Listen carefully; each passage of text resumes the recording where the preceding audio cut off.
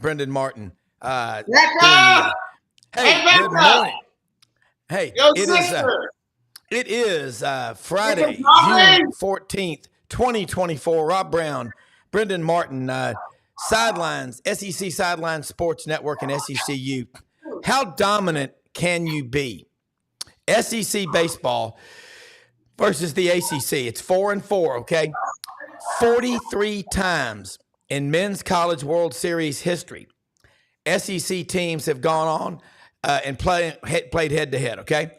The closest to that is the Pac 12, posthumously speaking now, with 9 times. 9 times. 9 times! 9 times, okay? So look, get pen and paper handy, smash the subscribe button in the bottom right-hand corner, sync us live on the boat, in your truck, car, side by side, at the beach, canoeing. You might even have a turtle box, which is like I see behind me that I got at Hewlett and Dunn. But it's going to be a great show. Got Frank and thanks Duffy. to all of our new people on Twitter watching our show. Yeah, absolutely. The Twitter people, we love you. Thank you. Twix is what I call it. Thank you so much, all of you watching. We're here to serve and get information out to you. So get ready, get pen and paper handy, take some notes. We got Frank Duffy, Doug Dean, Yancey Porter, Rebel Yell Hotline. A lot to talk about on the SEC All Sports Blitz coming right at you.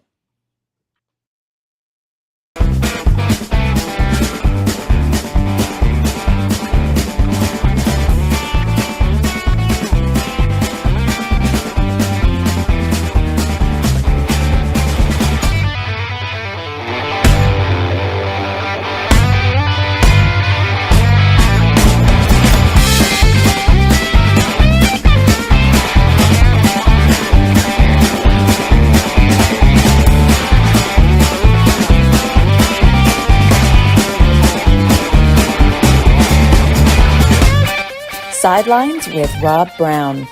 Talk sporty to me.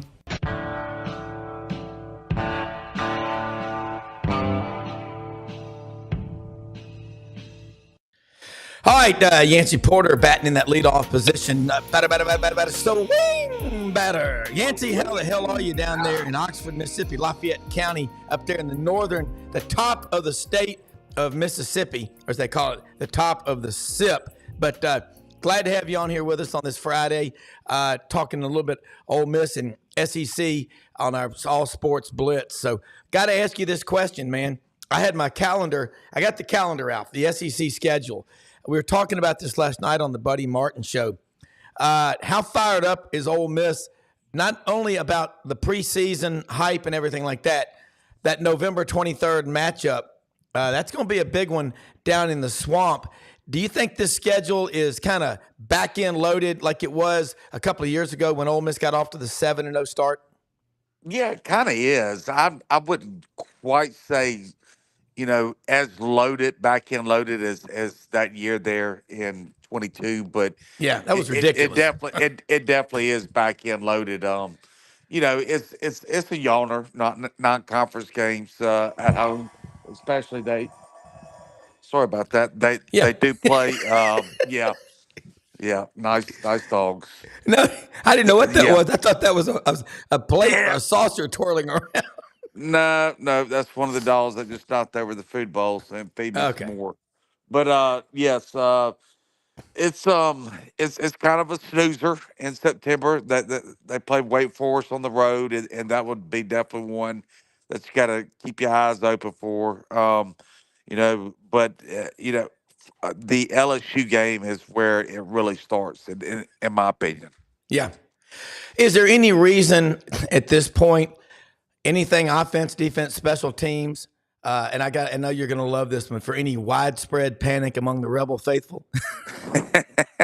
I heard about you going to the Panic concert a few weeks ago with some people. They said you were having fun. We saw G-Man there, Gordon. It was good to see him. And yes, we had a big time there. But no, I think really everybody's healthy right now. Bentley's, he had all season surgery on his toe. He's 100%. He ran 20.8 miles per hour. He said just last week, so he seems to be fully raring to go. Jackson Dart had his knee cleaned up. or after last season. He says that he feels 100% now. First time in over 2 years, he says he feels fully healthy. It just kind of, everything is. You don't want to jinx it, but everything's going just as planned right now. Well, the off season right now, you got summer sessions going on. So all the recruits, I guess most everybody's on campus in Oxford getting ready for this season that they signed, and as well as the JUCOs and the portal people. I mean, there's a lot of categories now. Yeah, there are. I think everybody's on campus right now that I'm aware of. Deion Smith, the number one junior college player in the Yeah. country, the wide receiver. He's supposed to be reporting, I believe, a week from now. He had to clean up an issue with the class. He had some classes that he did everything he needed academically at the junior college, but he failed to withdraw his classes there at LSU. So he had to retake those classes there that he was there at LSU for that one semester. So Yeah. he's the only one that I'm aware of that is not on campus right now. Well, I was going to say I was going to put him on the list. Brendan's keeping keeping a list of players ruled ineligible in this era of football because that list right now is zero. Very small, very You remember, small. y'all both remember back in the days of Prop 48, and I mean, people were sweating bullets, man. They were more nervous than a long-tailed cat in a room full of rocking chairs. Yeah, but you used to have 6, 7, 8 players every year out of every class that you were sweating it out, and for whatever reason, those days look to be gone, kind of like black and white TVs. Yeah, it does. All the football magazines are starting to gradually come out. Yeah, Lindy's. I've seen Athlon's. I don't like the way Athlon's is doing the new deal. It's kind of just a paper book, like a Reader's Digest or the Old Farmer's Almanac. I like all those color pictures because as a kid, we used to wallpaper, all of us growing up, and of our teams of the whole SEC, wallpaper the walls and the ceiling in our rooms with all this SEC stuff. They've gone cheap on us, but that's hey, Phil Steele. Now, one thing about Phil Steele's magazine, you need a magnifying glass to read that stuff. especially me. Yeah, it's ridiculous. An electron microscope. Yeah, I didn't understand some of Phil's. He does an outstanding job, but Yeah. his evaluation of Ole Miss and some of their players. I think he had Dart fourth team. All SEC. It was very, very puzzling analysis of Ole Miss this year, in my opinion. Well, now I'm going to run by Barnes and Noble today, the bookstore. That's if the magazine's out, it's at Barnes and Noble. Now I haven't seen Phil Steele's magazine. Did he just issue something online? Because I did see his first, second, third, and fourth team All SEC rosters that came out. But the magazine itself, because Yeah, I've not seen the magazine. There was just a okay, lot of debate about it on the message boards about some but of the see that's players good. where they. Yeah, of course. Yeah, All right, that's exactly what you want. Yancey, you're one of the most cerebral people we have on this show. Brendan and I have been wanting to ask you this question. Rank that quarterback top four in the SEC because I agree with you. Dart is better than four, but give me 1, 2, 3, 4 in your humble opinion Mm, right now. wow, that's a great question. I've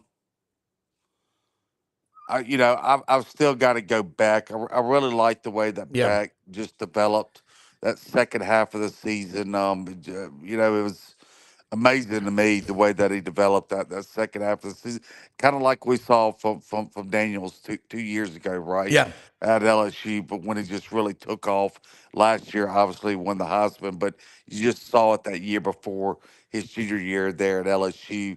I go Dart close second behind Beck, and then there's a gap. It's 1-2 there, and then you've got a pretty wide gap after those two. And I would have to go. Gosh, I mean, I just think the way that um, the new Bama staff, the way that they've developed quarterbacks, we saw what they did there at Washington. I've got a feeling that they're going to do the same thing over there at Alabama. We saw him starting to kind of get it, reading. When I say get it, I mean making quicker reads there at the quarterback position. Yeah. There, we know what he can do with his feet. I'm going to have to go Bama quarterback three, and then fourth. I don't know. I don't know. I'd have to think about it. So when you have to think about it, that Yeah. means that there's another gap, right? And, Yeah. it's those There three. is. Yours at Texas, Yeah. he's been inconsistent, but his upside is pretty high, and Yeah. he could end up going there in that three slot as high as even two or one, really. But I just think Texas lost the heart and soul of that defense with their defensive line coach, Bo Davis. They lost At their LSU. top, yeah, they lost their top, four defensive linemen. All went pro. I think Texas is going to be the one that really disappoints this season. Now disappoints. I'm not predicting 8-4, 7-5, but I don't see them any better than 9-3. And a lot of people pundits have them top five competing for a national championship. Well, what happens is most people are lazy and they look out of the rearview mirror when they're picking the upcoming season. And you and I have talked about this. Bo Davis and Rodney Garner, two best defensive line coaches in college football. Uh, Bo Davis is at LSU. Maybe if he'd have come back to Alabama, Nick Saban wouldn't have left. He's that good of a coach. You take guys that he's coached over the years, um, like Quentin Williams and Marcel Darius. They didn't play, 3 or 4 years as starters. Some of those guys only started in 9 or 10 games. Bo Davis is going to make a huge difference at LSU, and Texas will feel that loss. I totally agree. So give me that 1, 2, 3 one more time in the interest of those people that may Georgia, just, yeah, Carson Beck, yeah, Georgia, Ole Miss, Alabama, Texas, all their quarterbacks. okay, yeah, and without a quarterback, Now, it's like, a lot of people, and look, that's doing a jump on Alabama's quarterback, right? I yeah, mean, look, it he is, was not, he was. I'm really impressed. I've watched a lot of film. I've gone back some on the new Alabama coach, just kind of breaking down what he's done in the past. He's kind of like Kiffin. I mean, and by yeah, that I mean he kind of takes what you do best and works his offense around it. I mean, we've seen Kiffin with players like Jalen Hurts and Blake Sims that quite honestly were not great throwers. yeah, Look what Hurts is doing in the pros right now. I would have bet the farm he would have never started an NFL game, and look what he's done. But he was not a great passer. So I mean, he used the legs and he made them good passers, right? yeah, yeah, So I like the way that this new Alabama coaches work with this past quarterbacks and kind of mold it what the talent is presented for him. yeah. Well, I was talking to a friend out in Washington yesterday for a while who really knows his college football in Texas and around the country. He said the Washington Husky fans that he knows that live in and around Bellingham and Seattle and all, they despise Kalen DeBoer. They they are so mad that he left after a couple of years. Now, granted, he did some great things in those 2 years, but they're really, really upset. And now you got Jeb Fish, who's got, I think, is from Gainesville or went to school at Florida, who was at Arizona last year as their coach. That's going to be a fun storyline to watch. Yancey, I got to ask you this about the running back room at Ole Miss. You got Yeah.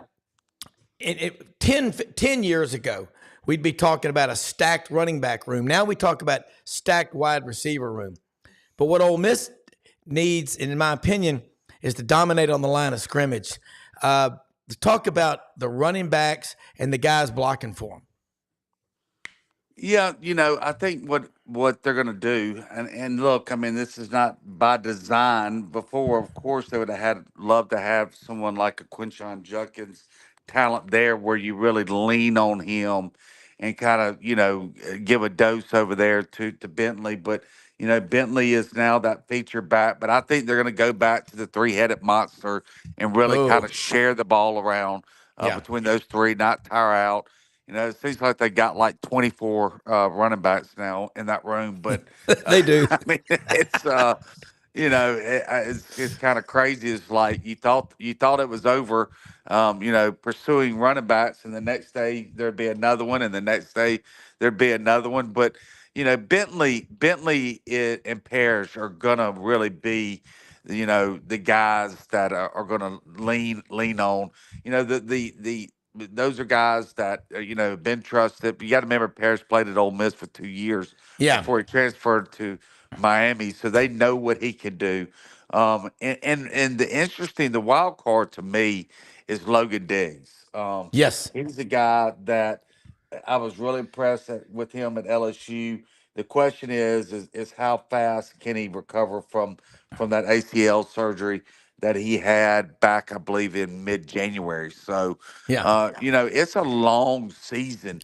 Even if he doesn't come back until around the Egg Bowl, Yeah. you still got potentially 7 games left. And Yeah. so, like in the NFL, the difference this year and the past years is when you get towards the end of the season this year, and I'm talking about your mid playoff games. It's going to be a total different team than what you saw opening season, player wise, personnel Yeah. wise. There's going to be injuries all over the country, and the important thing is going to be is everybody's going to have injuries, but who do you have injured, right?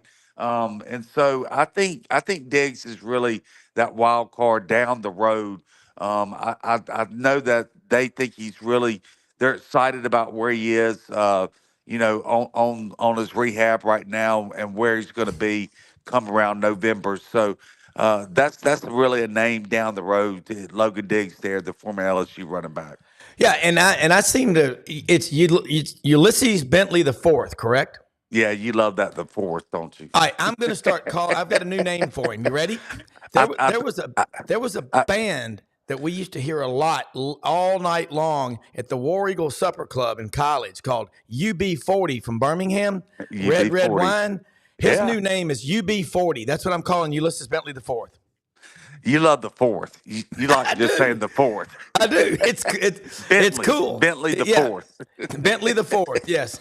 Tell No, Muffy hello. I'll see her at the club around 6ish. Look. Bentley is one of the more underrated running backs He there is. is. I mean, he's a guy that's electrifying when he's healthy. It's just Yeah. keeping him healthy, right? He's kind of like a thoroughbred. He's got to be 100%. But when he is, and look, I used to say the same thing about DK Metcalf when he was at Ole Miss. Oh my It seemed like goodness. if he had a thumbnail that was scratched up, he couldn't play that game or he didn't play well. But when he was healthy, he was ready to go. So Bentley is he's going to be one that I think he says he feels better than he has since he's been at Ole Miss health wise, and I know he's itching and ready to go.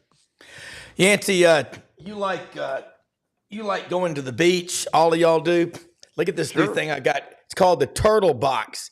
You can get these at Hewlett and Dunn Boot and Clothing Company on the historic square in Collierville, Tennessee. Open Monday through Saturday, 10 a.m. to 6 p.m. This thing is waterproof. Okay. Look, I'm an adult, and Audrey, when I wear nice clothes, she goes, "Don't wear your nice clothes; you'll get them dirty." Like a kid, you know. The Turtle Box.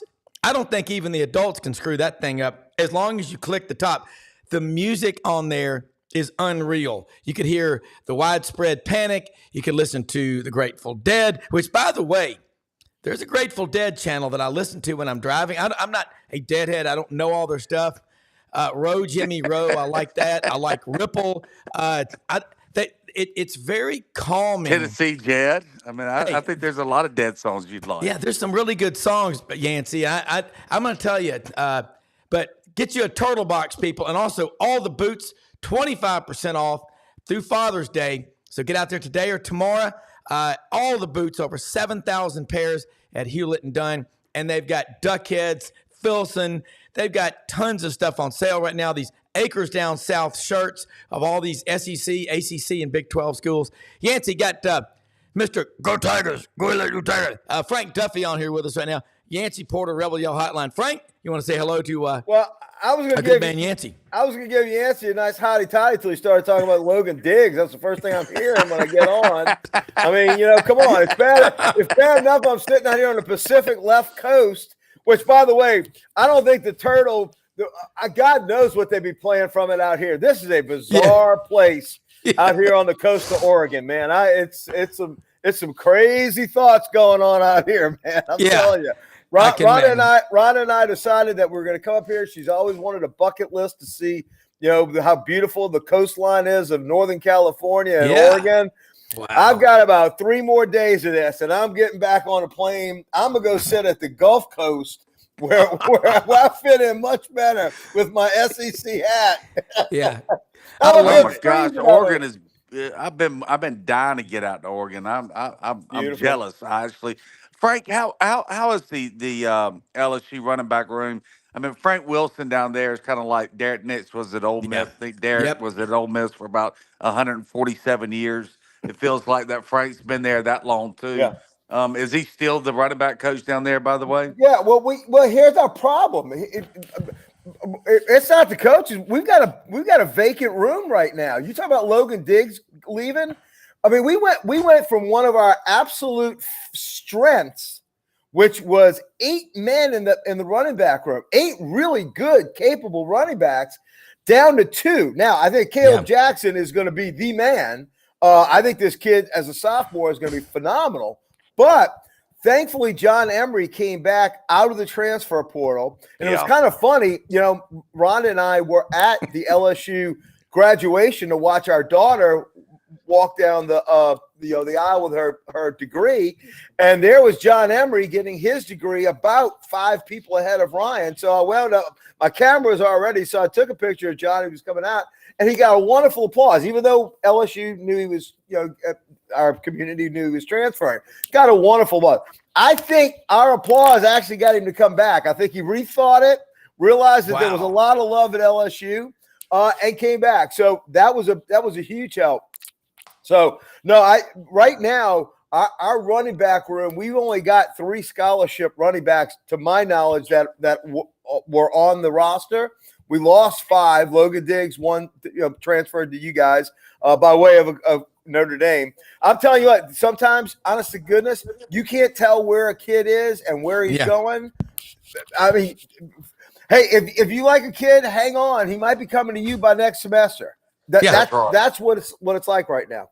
Hey, the Yancey and Frank, let me throw something at you. First off, Shoney, what is the Turtle Box? It's a music box. It'll sync to your phone, all your music. It is absolutely the most unbelievable sound I've ever heard out of a box. And you can take it to the beach in the water. It floats.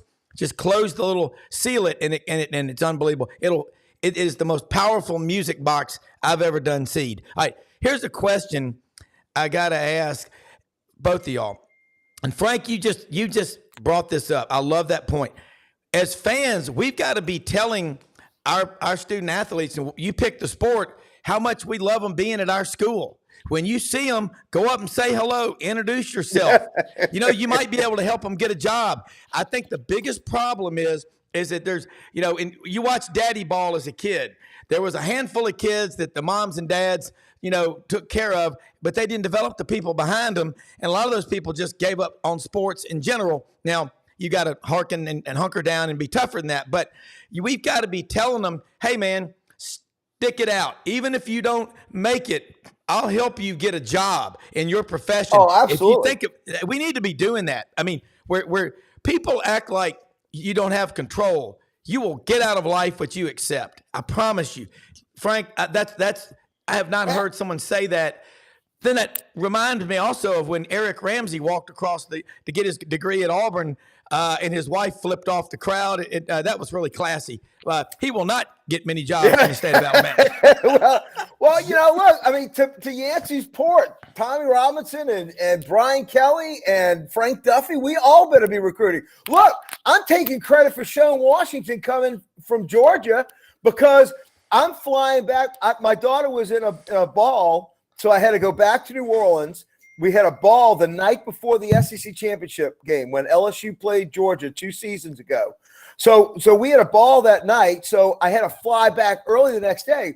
Well, I'm on the phone on the plane with Sean. He's a row up, great New Orleans kid, but he's got his Georgia gear on. He's flying back to go to the game in Georgia. So we're just sitting there BSing, yucking it up. So I take a picture of him. All the LSU people are coming off. Hey, good luck, young man. Good luck, young man. Good luck, young man. What does he do in the transfer portal? He's our new defensive lineman. I'm taking full credit for that. I was nice to him. We were talking. We had a great time. I'll send the picture to Brendan. Everybody's got to be recruiting at all times. You got to be talking up your school. You know, and it's that love of the front of the laundry that might turn some kids sometime. And so it's interesting. It's the wild, wild west right now, Yancey, as you know. And look, it's whatever it takes to get people to come. It's no different than, Musselman going out to USC and his new recruiting video location is out on the beach, just south of here. They're showing the recruits how awesome it is. What was said back in the 60s? By all means necessary. That's what recruiting has come down to, and it's not recruiting them to get in. As Doug Dean, who just joined us, will tell you, you got to recruit them to stay on the plains or at the Grove or in Baton Rouge. You got to be doing it. It's a game. Yeah. Doug, Yancey Porter's on with us, Rebel Yell Hotline, Frank Duffy. We're talking about, Frank said at the graduation for his daughter, John Embry was about 5 people ahead, and the crowd gave him a big ovation. And that's powerful stuff. I mean, these people, I think, Yancey, we lost Doug, but comment on that. I mean, and you see these guys, I know you know a lot of these players. Yeah, it's it's just you either adapt to the times or you get left behind. Yeah. It's not changing. The toothpaste is out of the tube, so to speak, and that's where we are. And you think it's crazy now. I told you before, several of the states that passed where the universities can now donate to the collectives. We all know the collectives are on their last legs. Probably the universities will take those over in a matter of years, a few years, but the money's even going to increase even more. It's going to be wild. I think the trend, if they would have just kept it where you can transfer once without penalty, and then the second time you have to sit out a year, I think that would have really solved a lot of problems. And that single rule right there really just threw the landscape to total chaos. Ready, fire, aim. Ready, fire, aim. Doug, jump in here. This is I like this conversation. Yeah, Yancey, good to see you. Hotty Toddy and Duff. LSU's still alive in baseball, right? I haven't been keeping up. Oh, shame on you. Shame on you. Hey, that's there with Auburn. Hey, that's defending national champion to you at least for 2 more weeks. That's an old Miss said last year. But Doug, my liver's going to feel a lot better this summer. That's right. What about Florida getting in with the worst pitching staff they've had in school history, and they got into the World Series? That defies logic. I still can't believe that. Duff, I'll buy you a bottle of Woodford for that snarky remark. So, Rob, I was thinking again, knowing that the great Yancey Porter and Duff, as I call him, we're going to be on the show.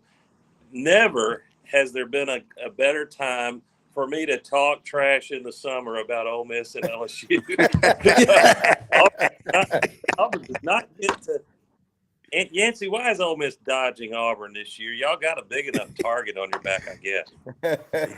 Look, not having Alabama and Auburn on that schedule is it just doesn't feel right. It really doesn't. Strange. I don't like it. I don't like it one bit. I'll be honest.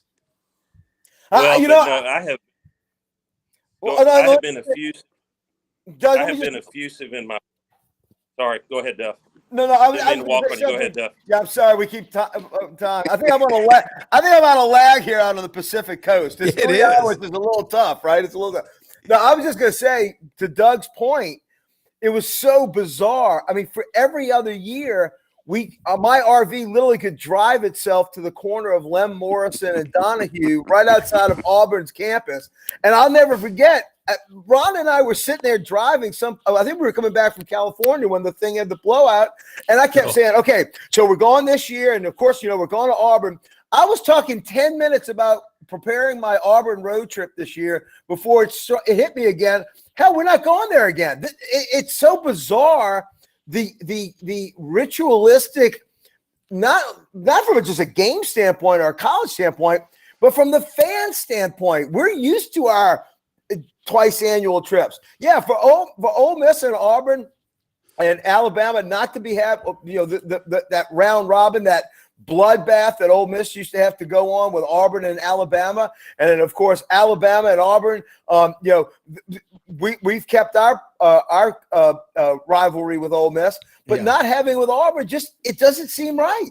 It doesn't seem like you get ready to enter in the fall without having that trip on the schedule. Well, it's not right. We can agree on that, and yet, I'm the more it sinks in with me, and I can really celebrate adding two unbelievable brands like Oklahoma and Texas to the mix. And now, if we were not being awarded the 12-team playoff, frankly, I would be pissed off about the SEC being asked to raise the degree of difficulty like that. But so this year, I'm going to talk as much trash about Ole Miss and LSU as the law will allow. The only reason that the two would meet is the unlikely prospect of both teams doing well enough to somehow playoff and meet, which would be highly unlikely. I do like what I'm seeing with Hugh Freeze in recruiting, especially. He needs to show that the fruits of that in year two, which he's been famous for doing in year two. So that's what I will be watching with great interest. Hey, Yancey, I want to ask you to talk, if you haven't already, tell us the vibe of the Ole Miss, the hotty toddy fan base. You wanted expectations, brother. You got them, and you got them. You for good reason. Yeah, I mean, it's built a team on paper is manageable, but am I right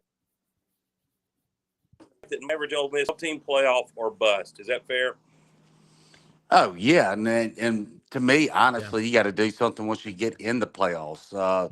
With this type of roster and this type of experience that Ole Miss has. I mean, you go down the line. Their top 10 offensive linemen in the rotation, 9 are seniors, some are 5th, 6th, 7th. Top 5 wide receivers, 4 are seniors, 5th, 6th, 7th guys. Running backs, top 5 running backs there. They're all seniors. Tight ends, top 3 tight ends, they're all seniors.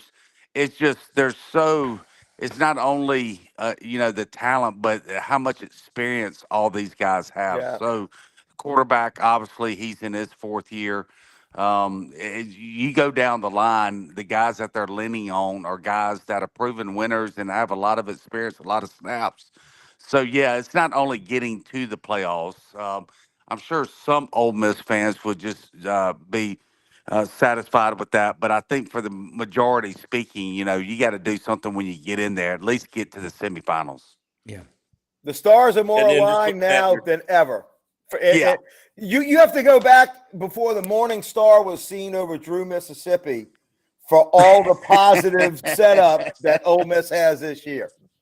Yeah. Just hearing Drew and all that, I'm telling you, when Arch finally takes over that quarterback slot there from Texas, there's going to be a lot of cringing going on in Oxford, Mississippi, regardless. We have shots fired. Yeah, it just a Manning somewhere other than Ole Miss. It's just it feels very, very dirty. Yancey, you asked me. This is kind of Captain Obvious a little bit, but I think Ole Miss almost has to run the record to 6-0 coming out of the gate. That the final one there would be in Columbia, South. You can't take any SEC team for granted. We've seen that unless you're a Georgia that just overwhelms people. Alabama's had some of those years, but then after that road trip with South Carolina, obviously you go to Baton Rouge, so back-to-back road games. You almost, you don't have to win the LSU road game, but if you drop that one, it puts an enormous pressure on you, arguably, to beat Oklahoma. Can't drop your guard against Arkansas, and then you get Georgia at home. So people that are saying you have an easy schedule are not looking closely enough. No, because Ole Miss has struggled at Arkansas tremendously. They haven't had a lot of success against LSU wherever they played them in the last 10 or so years. So really, the way that I look at it, if you count Georgia as a loss, I think it's going to be a really just a barn burner right down to the end. But let's say you lose Georgia, you got to split that LSU Florida road games, and I throw Florida in there as well. I think Florida's going to surprise a lot of people. They're going to be toughened up by the time they play Ole Miss. They got a tremendous schedule, and again, that buzz is going to be around, about Kiffin, and if Billy is not doing as well as the Florida fans hope they are, and I think Billy and them are going to have an extra little motivation to try to put a whipping on Kiffin. So it's going to be, they're going to be walking it to a beatdown stuff down there in Gainesville. So really, to me, I think Oklahoma, honestly, I think they handled them pretty handily. I think it's, the Georgia, really, that at Florida, at LSU, you got to split those games, get to 10-2. I don't think 10-2 would be anybody doing jumping jacks over that, but it'd get them in the playoffs, and that's what it's all about now. And then you try to make your run once you're inside the playoffs. Okay, if you win it, let's say you don't get a bye in the first round, you could potentially play 17 games as a team. This is uncharted territory. We've seen 15, but the one thing that I've taken from this conversation is the number of fourth and fifth, and now we say sixth and seventh year guys. There's a huge difference between 18-year-olds and 23 and 24-year-olds. In fact, it's grown men against pups. Yeah. That's why I think this Ole Miss team is different. A lot of people are saying, remember 2009 when y'all were top 5, you went on the road to South Carolina and played that Spurrier team and got beat. Yep. This is a completely different team. I like what Doug says about the expectations. And Yancey, I know you got a bunch of stuff to do. Didn't mean to keep you this long, but love having you on here with us, and we'll do it again next week. Tell people how they can keep up with you. And I love the Rebel Yell hotline, Monday nights, Sports 56 WHBQ and Super Talk Mississippi. But you put out a lot of good stuff, and you're definitely worth following. Thank you. Yeah, and I hope everybody and your listeners and on the show have a very blessed day. And just go to @Yancey Porter, and anywhere you want to pick up the state of Mississippi and Tennessee every Monday night from 6 to 7. You can turn us on Super Talk and the state of Mississippi, and WHBQ, the state of Tennessee. All right, one more question from Frank. Sorry about that. I've got one question for you, Yancey, as an Ole Miss Frank. Rebel. All right, so here you go. Look, we got to go to an SEC baseball tournament sometime together too, Frank. Let's go, man. I want to jump in that Winnebago. Hey, I still got that gumbo waiting on you from that LSU Ole Miss game 2 years ago. You got to come back here. I got one question for you, Yancey. Yes, we shared an SEC West championship, if you call it a championship, back in 2003. Yep. I was in the stadium this past year when we put up a combined 1,050 points together, going back and forth in Vaught Hemingway. And I saw y'all's group, were celebrated. I didn't want to bring up to my friends next to me who are Ole Miss fans that we won the national championship that year, but I did enjoy their West championship. Shots fired. But no, I've got a question. And I like for Doug to chime in on what he thinks as well. What would be more important to the Ole Miss fan base? A win of the SEC, going to Atlanta and winning that game, or possibly winning at least 2 games in the national playoff? I would argue I would argue if you gave that to a Rebel fan today, I think they would prefer the SEC championship, a trip to Atlanta, and hoisting that more than the at least starting of the 2 wins in the college playoff. Am I right or wrong? Yeah, I mean, you look, Ole Miss has never been to Atlanta, and I think they're the distinction with maybe Kentucky and Vanderbilt, and I don't know. I They mean, want out even of this, that fraternity. the what now? They want out of that fraternity. Yeah, they won't out of that fraternity. Now, if you told me 2 wins in the playoffs and they don't advance any farther, I think that probably the majority of the Ole Miss fan base would take that SEC championship. I think it's been since 1968 since they won the SEC. 63. Yeah. 63. So way back in the 60s before I was even born. So, yeah, it's I would think that's a safe play there. And yes, it makes the Ole Miss fans cringe seeing that SEC Co-West football banner with LSU at '03. Don't worry about it, Frank. I know y'all laugh about it. Look, as much as y'all giggle about it, there's as many Ole Miss fans that are spitting. I've had a lot of people say, "What do you think? Do you think I'd get in trouble if I ripped that thing down and burn it?" So yeah, there's a lot of people that do not like that as well over there in Hotty Toddy Land. Well, I was giggling up till the 59-minute mark of last year's game. Look, But, that D line is going to really be turned around there with Bo Davis. I'm very interested. It's all going to come down to LSU. I still expect them to add another running back somewhere. There'll be some grad transfer from somewhere that'll come in there and give you a little depth. It's going to come down to that quarterback position. How well Yeah. does that position play for LSU, in my opinion? And that's it, guys. Look, again, Doug's got everybody one have a more blessed question for day. you. Yes, sir. Doug's got one more for you, though. Hang Yeah. on.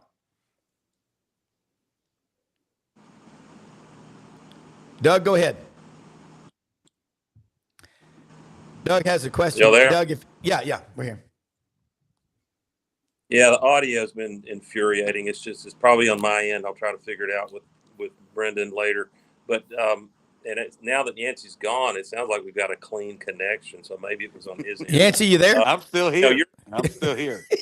You're right. You would think so, being in Mississippi, we're kind of behind in everything. Well, I think actually our internet connection is pretty good over here. I think it's the communists out here in Oregon that are tapping my phone. Is I think what's happening. Yeah.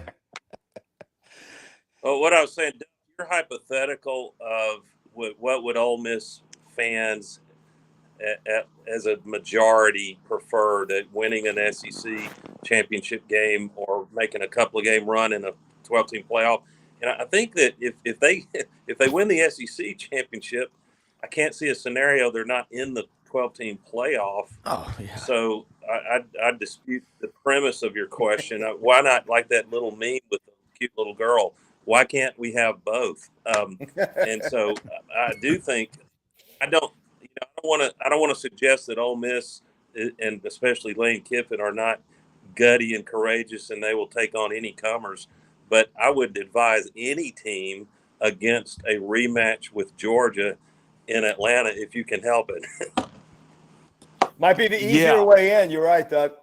Yeah, but there's that possibility that Ole Miss could play Georgia 3 times in 6 weeks. Yeah, I mean that's not right. Wow. But look, there's been scenarios played out where the 6 plays the 12. Well, you know who the 12 is? It's the G5 automatic bid. So you're looking at a Liberty or maybe a Memphis State or someone like that, a home game.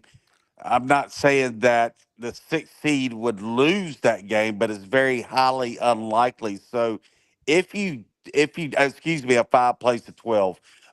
If you're that 5 hole there, you got a really good route to get to that Final Four.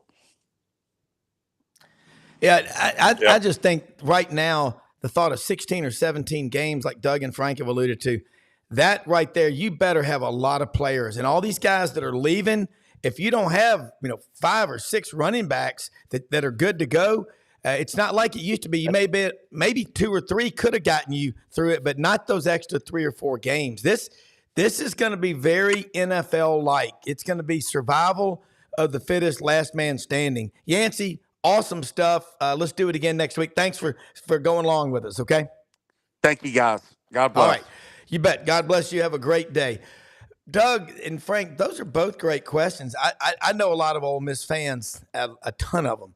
And historically, they've been happy 7-5, 8-4. And they look at Auburn and LSU and Alabama and these other Florida or whatever and say, y'all are horrible. You know, if you don't win, you're furious. And I'm like, yeah. But then you get to where if you don't win by enough and you don't look good enough doing it. Okay, this Florida situation, I want Doug's thoughts on it first. Billy Napier, we're going to have next Friday one of his very good friends on the show with us as a guest. It's going to be a lot of fun. Billy Napier didn't get a football lobotomy on the way to Florida.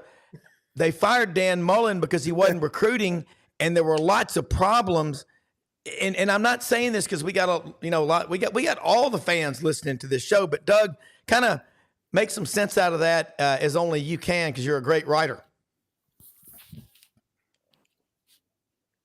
Now, I don't have a crystal ball on this. I want to be clear because I've got some good Florida friends, and I just don't. Since Urban Meyer left the building down there, I don't really have any hate for the Florida Gators. They have the opportunity to change that if they get their swagger back. And they were, when Spurrier was there in his heyday, most of us went through an evolution in which you had to hate the guy in the visor for a while because he liked to run the score up. But once we understood Spurrier's view, which I now like, is listen, if you don't want the score run up, play defense. That's right. That's right. So savage. As for Billy Napier, what I've heard on the show is, guys, I don't know if y'all are just trying to be nice or it's hope is your strategy for Napier. I think the end comes crashing down in Gainesville this year. I'm not wishing that. And Yancey might be correct that they will surprise people finally getting their systems working, getting better quarterback play. And there are a lot of things to fix. But they've got a schedule that is brutal. We had a guy, didn't we, that this year and next year, it was Dennis Dodd, who quoted a credible schedule degree of difficulty analyst who said Florida is about to have what can be proved mathematically would be considered the toughest 2-year schedule, not in the last 10 years, in the history of college football. And so, there's a case that Florida could lose 5 or 6 games and be smart and keep Billy Napier and take into account what they're going through on the schedule, keep recruiting, pour some NIL money, go buy a team if you don't have one. But, man, I look at his schedule. I think there's going to be enormous pressure on the decision makers in Gainesville to say, if we don't hit the refresh button here, we're going to start losing fan support. Doug, I'm going to throw this one at you.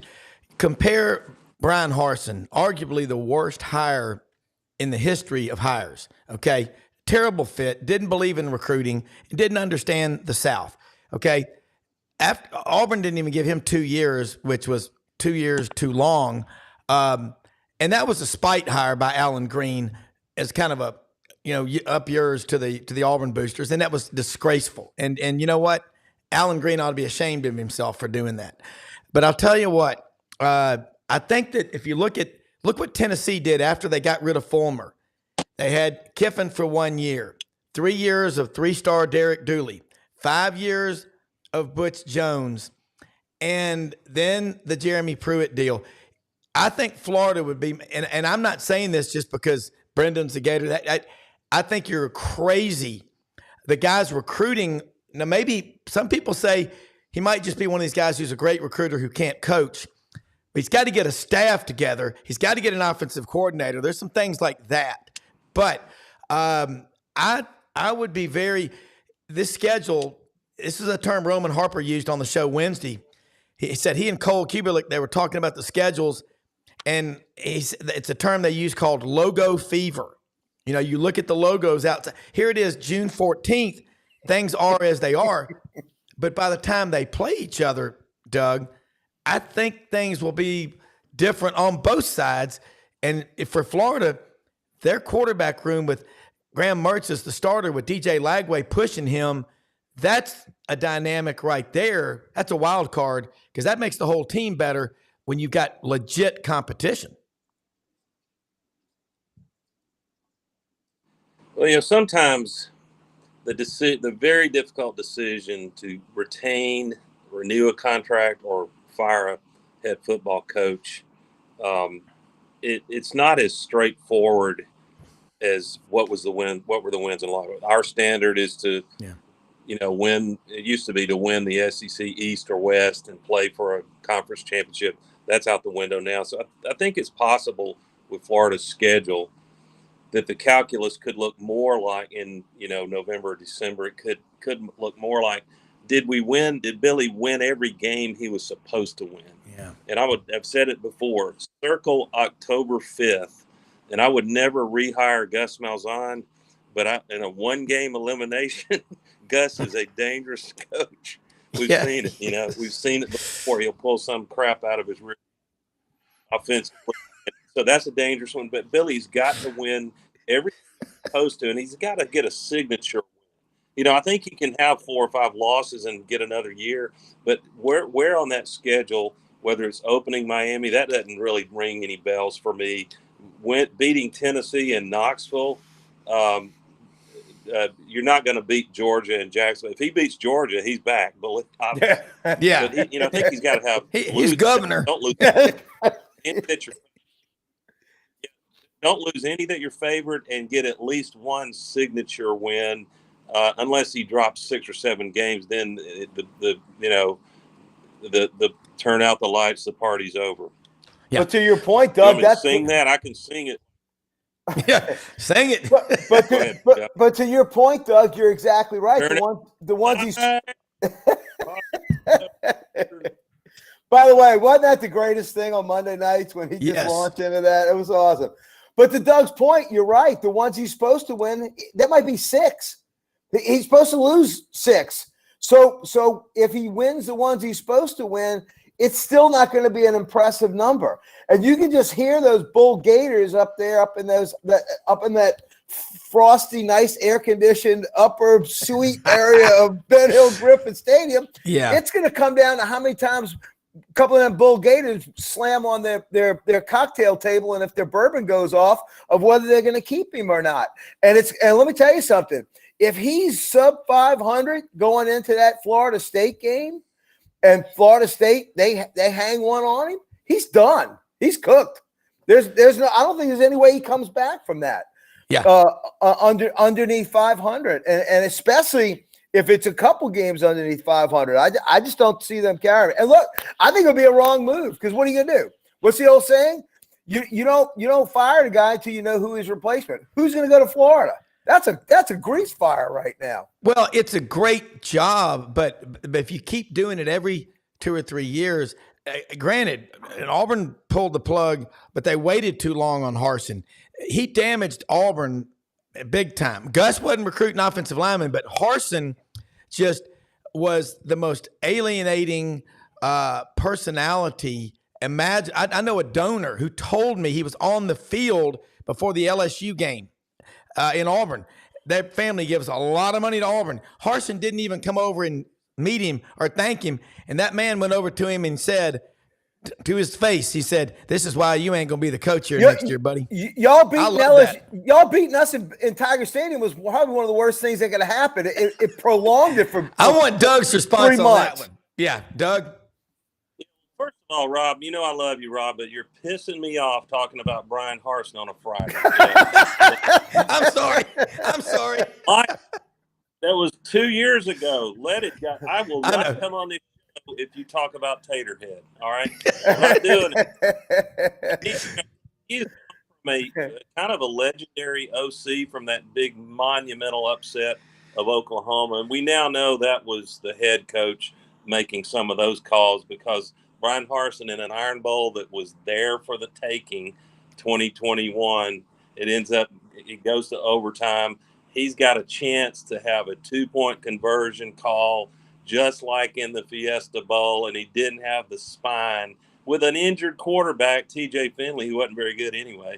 And you got the play there. We saw later he had the play in his back pocket. He didn't have the testicular fortitude, Duff.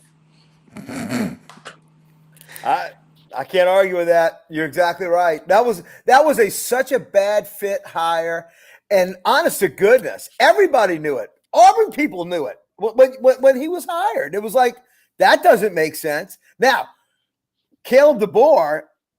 I mean, are we looking at more of a Harsin, or are we looking more of a Hugh Freeze? Because that's going to be really interesting at Tuscaloosa. You know, what's the old saying? If you ignore history, one might come along and repeat it. Another West Coast guy.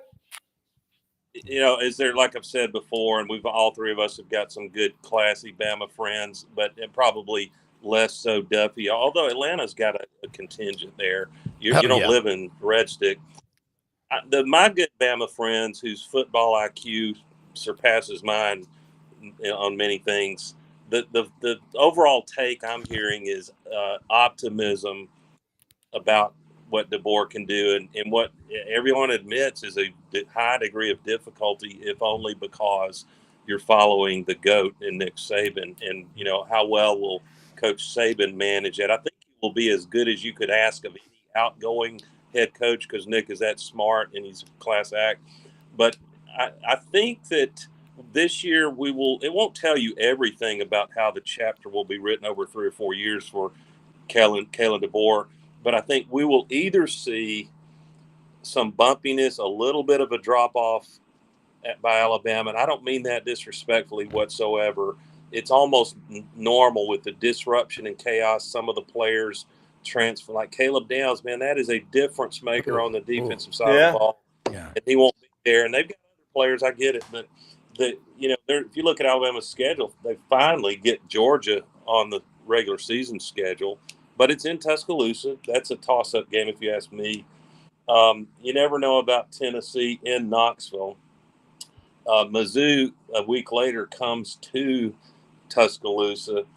And then, of course, they go to Baton Rouge, Duffy. And I don't know if y'all are built this year. You had a lot to fix defensively. Maybe Brian Kelly is on his way to that. As for LSU, they will really, really impress me if they have an improved year, only because if you look at the Heisman Trophy winner, man, that is a crap load of production that won some games despite an abysmal defense. Malik Neighbors, that was a huge loss as well. I think this is going to be a rebuilding year for us. It all comes down to what Nuss does, but on offense. But the defense, we've got to get back to some semblance of LSU defense. Let me tell you, we wasted a Heisman Trophy winner, and statistically, as good of an offense as we had in 2019, which was off the charts. So, yes, we have to do that. Going back to the Alabama comment, I'll tell you, I hear a lot of whistling in the graveyard by a lot of my Alabama buddies. It's going to be interesting if he, like you said, Doug, if they get off to some turbulence, it's going to be interesting because they've had it good for a long time. And take it from someone who knows what life is like when you've lost the greatest coach in college football history. It's ugly. And you look over at Les Miles, and she's a good wife, and she's sitting there, and she's dutiful, and she makes you Wheaties in the morning. But you look over at her, and she's got those curlers in her hair and her house coat on. And there's Mildred. There's the supermodel out there winning national championships. Let me tell you something, Alabama fans. Look, admitting there's a problem is the first step. That's all I'm going to tell y'all. And if y'all need some self-help through this period, us LSU fans will be glad to give it to you. But let me tell you something. There will be no sympathy. There will be no sympathy coming from the quarters of the prettiest village on the plain or the bayou. I can tell you that. No, there won't. Like we have said, in somewhat tongue-in-cheek, but some very real emotionally, our long national nightmare finally ended with Coach Saban's retirement. But here's the thing people won't talk about, but it could very well be, Coach Saban hasn't cut the nets now. That's a basketball metaphor. He hasn't Yeah. hoisted the trophy in a couple or 3 Yeah. years anyway. And so Saban could be coaching this season and himself still lose he could still lose to Georgia regular season. He could lose in Baton Rouge. He Sure. could lose in Norman, Oklahoma. You talk about this part was kind of unfair to the Crimson Tide. They go to Norman, Oklahoma 7 days before they host Auburn in the Iron Bowl, and that's unusual. Yeah. Yeah. I see with Alabama possibly Ty Simpson being the quarterback before it's all over. I think he's more like what Kalen DeBoer likes to do. Austin Mack is a skinny 17, 18-year-old freshman. He ain't ready to go. I'm going to try to get Dave Cody and just he's working on a guy that covers Washington, the Huskies, to come on the show with us so we can kind of do a cross-examination. But I think both of y'all are on to it. And I will say this about Gus. Once you're part of the family, you're always welcome at Thanksgiving and all the holidays. He's going to retire, he said, in Auburn. The man loved Auburn. That other guy, we won't name him, and then for fairness to Doug, Gus loves Auburn, and he's got a lot of friends there. Frustration, yeah. I got to ask y'all something. Did y'all see that? Doug, go ahead. Doug, yeah, jump in, Doug. Well, I just wanted to, because you've got some great Crimson Tide listeners, and I wanted to take we've been taking poking a little playful fun at how it may go for Alabama this year and in a few years going out. But I want to flip the same coin over and say, if Kalen DeBoer comes in here and he's got talent, he's got a roster. Oh, yeah, there's probably a few holes he would like to improve. But and that would entail almost certainly Milrose got to have a big year. But if Alabama goes out there and let's say runs the table regular season, or which is unlikely for any of us, yeah, or they only lose one of the regular season games, you get a mulligan, and they compete and run deep into the playoff, even if they don't get to or win the national championship, which is 2 or 3 games. If you're in the top 4, then I will be depressed. I know Duff will. I'll say, man, Allah clearly does not love Auburn or LSU. Yeah. Guys are reloading. They're defying gravity, reloading and running the table and possibly winning a national championship. If they do that, Duff, I'm going to become a soccer fan, I guess. Well, if you look at the blue chip index, which is the measure of 4-year rosters of 4 and 5 stars that you sign, Bama's still up there. It's Georgia, Bama, Ohio State. He did do a good job of keeping the floodgates from opening up after Saban left. He did a good job with that. Yeah, they had 29 guys leave last year, but some of them were going to be gone anyway. Then they had 2 of the freshmen in that signing class bounced out of there. We know about that. Quarterback Sano went to Ohio State, and Caleb Downs is gone. And then they had a defensive player go back to Florida. Getting back to Florida, both of y'all, and Doug hinted on it, it's the way you fight. How you fight is how you live. RumbleBoxingGym.com, one of our sponsors. But it's the way Florida looks in their games. If they look like they're making progress and they're fighting the full 60, then you do. But if it looks like that team has just checked out, then anything is possible, Doug. Yeah. I mean, I think that's what you have to look at. Yeah, because when you lose when you lose the team, and I think what I'm seeing last year. Alabama is still Alabama. That roster's loaded. You've got a new coach coming in, and then what you've got to overcome in the locker room is the factions of the guys that go, man, I didn't come here to play for that guy. I came here to play for Nick Saban. You got to get everybody to believe and to buy in. So that's going to be the key. But I had someone on the show the other day, I don't know if y'all heard it, said they think this staff is better than the staff Nick Saban had last year. I mean, that's a bold statement. Anybody want to take a jab at that? I don't know enough about it. This Alabama staff? Yeah, he said Alabama staff. Yeah. Which staff, Rob? Alabama. This year's Alabama staff. We had a guest on the show this week who felt like this year's staff is better than last year's staff at Alabama. That's a bold statement. I don't, again, we have to be careful because I'm the enemy, Alabama fans. Why should they want to listen to what I have to No, say you're about that objective. You're question? But good. I'll take about it anyway. When I just look at what Saban was going to hire DJ Durkin, who is now Auburn's defensive coordinator, Yeah. and Durkin, say what you want about his tragic outcome at Maryland, but he is one hell of a defensive coordinator.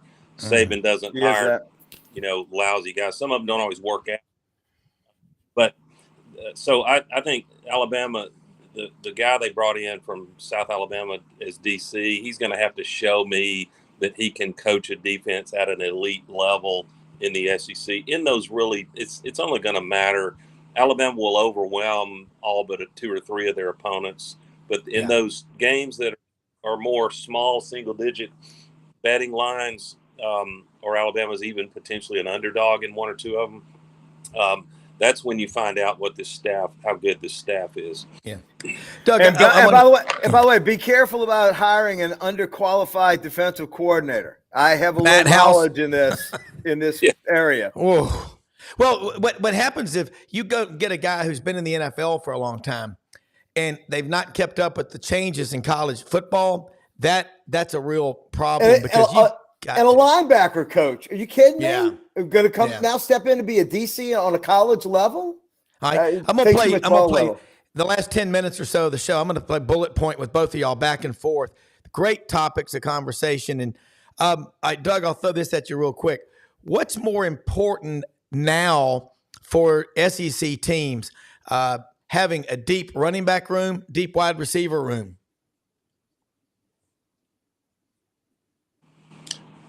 Gosh, great question. I think I'm not equivocating or evading your question. I don't mean to.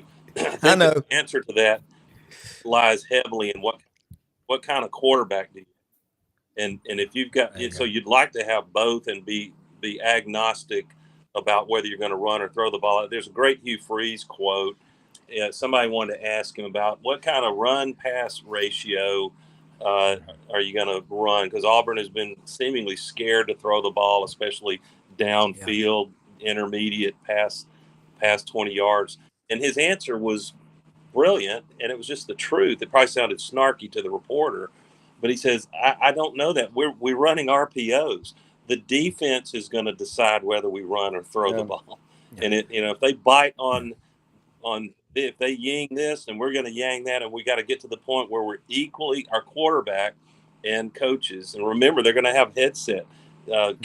Peyton Thorne is going to have Hugh Freeze and Derek Nix in his ear all game, I think, at least up to the ball snap. So getting that quarterback confident that is as ready to run the ball himself, pull it down, hand off, fake a handoff and throw to that on a wheel route, throw it downfield, and he's definitely going to have a superior wide receiver room. So I think in modern football, I would want to have at least a serviceable running back room. They're a threat to gain 10 or 12 yards if you don't, load the box. But I think my first order of business would be to have wide receivers that stretch the field and because that's going to open everything else up. And now you have got to be able to win a game 42-38. So you're going to have receivers. Yeah. Frank? 2014, Frank would have said running back room in 5 seconds. 2024, Frank, wide receiver room. I've seen it. I for myself. It just you've got to have it in this day and age in the SEC. When you're giving up 40 some odd points to Ole Miss, you better have some wide receivers. Yeah, if you look at Ole Miss last year, that shootout back September 30th, that was unbelievable with LSU. Those are tough games to win. Ole Miss is built differently this year, Doug. That's going to be fun to watch. Yancey said Ole Miss feels like their coaches feel like they have 12 defensive linemen they can trust. We all know you want to win and get to the playoff, you better be 2 or 3 deep on your front seven, Doug Dean. No doubt. And for maybe there's a Mississippi State fan or 30 tuning in, and I don't say this to be smart ass to hotty toddy nation, but just it's this instinct. The longer I live, you get all these facts in your head and logic are fine, but there comes a point where there's this little voice in your gut you listen to, and it's usually right. And my instinct is, thing in Ole Miss's DNA, that they will win the big games. They might beat Georgia at home, but there's going to be some game like a head scratcher. How did you lose that one? Kentucky or someone. And so I'm going to be cheering on, since we don't play them, Ole Miss to rise above that, to transcend that historical factor that we've seen before. Kiffin's certainly capable of it. He's capable of annihilating everybody they face, with the possible exception of Georgia, but that's in Oxford. I might want to go to that game. Yeah. So next week, Rob, I'll save it for Friday. I'm going to be making a fearless, and I will catch all kinds of hell for it, forecast of a season for Hugh Freeze in his second year that will have Auburn fans ecstatic, and it will have your listeners probably that don't bleed orange and blue, unless it's Florida orange and blue. They'll be mad at me. But I'm very bullish on what Hugh Freeze can do, with the exception of a couple of games that look tricky on there. But I'm going to be going out on a limb with that a week from now. And historically, he is a second-year coach. I mean, he is. His results in the second year have been fabulous. The guy we have coming on the show with us next Friday coached with Hugh Freeze and was one of his top recruiters when he was at Ole Miss. It's going to be interesting. Had a great visit with this fella Monday night at the Memphis Touchdown Club. Let me say this, too, about one of our new sponsors, Coolmore Transportation and Logistics. Anything you need shipped, steel, lumber, steel coils, seed, cotton, anything, trucking, transportation, logistics, it's important. Everything gets delivered on a truck. Memphis-based with a global reach. If you've got a need to ship something from point A to point B, check them out. Coolmore, Coolmore, logistics.com. Great in Memphis. Robert Weaver in the crowd over there. Went and got a full tour of the operation last week. They've got computer screens set up in the offices. It looks like a trading floor in a securities firm up there. They find, Frank Duffy says, hey, I've got something in Atlanta that needs to be shipped to Spokane, Washington. They do the match. They post it, and their phone blows up. Coolmore Logistics, proud to have them as a sponsor here on Sidelines. Get moving. Get with them. Memphis-based with a global reach. Coolmore Logistics and Transportation. By the way, Doug, I'm looking at that video. That's about where I had that blowout between Arizona and California out there. By the way, truckers are some of the best people in the world. Yeah. They are salt of the earth. They keep this country moving. I see a lot of them when I'm in the RV at the different truck stops to get my diesel. They are just the best salt of the earth people there are. They really are. They really are. And my son is on his way out. He's going to go work in Sequoia National Park this summer. Out my here. youngest one, Max. God. Gorgeous. He's on the way from Oklahoma City to Albuquerque today. Maxwell Polk Brown, love you. He's watching the show. Not watching, he's driving, but heading out there to California. But he said it's amazing. They'll be up there in Sequoia National Park. Yeah, the oldest trees in the world. So beautiful, I will be making a road trip out there later this summer to go see him. Doug and Frank, Doug, I'm with you, and I have to be very careful in my role on the show as a judge to not get too excited. But I'm talking with, and you're seeing it. What you write, and Frank, the recruiting. All you got to do is just outwork people. It's pretty simple, but you got to be willing to do it. But I think the takeaways from today's show are, Billy Napier, you better be fighting a full 60 every Saturday, and it will help big if you can get that win. But that game you said October 5th, Doug, that's the one to keep your eyes on. Florida versus UCF. It could be a big, the other thing that is that little voice in your head about what might be different, that maybe nothing will be different this year. And we'll get to enjoy, in quotations, Georgia and Alabama dominating the SEC, meeting again in Atlanta. Their fan bases would love that. And one of the two of them winning the national championship. But my instinct is that this is the year I love the term balance of power. This is the year with all the chaos and new factors like Texas and Oklahoma, changes to the schedule, no divisions, road trips and games that are back to back that are not fair. They're not designed to help you win both of them. But a lot of factors, new coaches like DeBoer. This is the year we start to see a shift in the balance of power. And so the question for me, and I'm not even making it about Auburn, which team that's not named Georgia or Alabama will rise up this year and make my comment accurate that we're starting to see a powerhouse emerge that might supplant either Georgia or Alabama or both of them. Ole Miss, Texas. Yeah. Ole Miss, Texas. But Texas has got to overcome those defensive line losses. Oklahoma lost their entire offensive line, but they've got Brent Venables, the defensive whiz. Oklahoma, it's going to be fun to watch. Sark, he's right, Sarkisian, the wide receivers, what they're doing at Texas. And look, once you start playing these games, all that, goes out the window, and you're lining up against every one of these guys got a Division I scholarship. It changes. Doug and Frank, y'all are both pointing out, but people need to pay more attention to that. You might have two new combatants in Atlanta than we've ever had. Yeah. Doug? Why not Mizzou, Rob? Yeah. Why not Mizzou? Exactly. See, I'm in Memphis, and Dennis Dodd's a Mizzou grad. He was on the show with us the other day. Doug, Mizzou has that in-state. I know Florida's got it now, but you can sign. They've already got the number 5 or 6 player in the country, a kid out of suburb of Kansas City, I think around St. Joe, Independence, Missouri.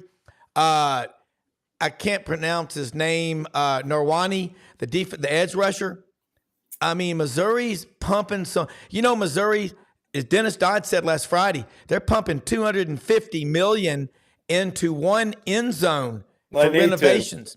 If they start getting their fans, I've always said this. I asked this to Eli Drinkowitz in Atlanta a couple of years ago at SEC Media Days. What if you could marry the passion of the St. Louis Cardinals Nation fan base in with Mizzou Tiger athletics? And he came over to me and he said, man, that's a great question. And I would love for that to happen. But that's the thing. You get people excited. I'm with Doug. A lot of people think last year was a flash in the pan with Missouri. I don't believe that. And I'm just looking at what they have on their roster. There you go. There's so many storylines, man. It's the SEC. It's going to be a fascinating year. It really is. It's going to be a great year. It got him fired. Okay, look, Doug Dean, Frank Duffy, Brendan Martin, our executive producer up in Lake Geneva, Wisconsin on vacation. Man, Brendan, you're the best. And everybody, support our sponsor, sidelines.live. Have a great weekend. God bless America. We will see you Monday morning, 8 a.m. Central. Lots of college baseball on right now. Doug, who's going to win it all? And then Frank, and we're out of here. You got a pick? I couldn't hear you on the audio. Who's your pick to win the whole World Series? Who's your pick to win the College World Series? You got a pick? Why not Florida at this point? That's my pick. I think it's Florida's year. Yeah. Fewest number of wins of anybody. Watch out for the Gators, man. All right. Hey, out of here. We'll see y'all Monday. All right. Take care. We'll see y'all Monday. Thank you.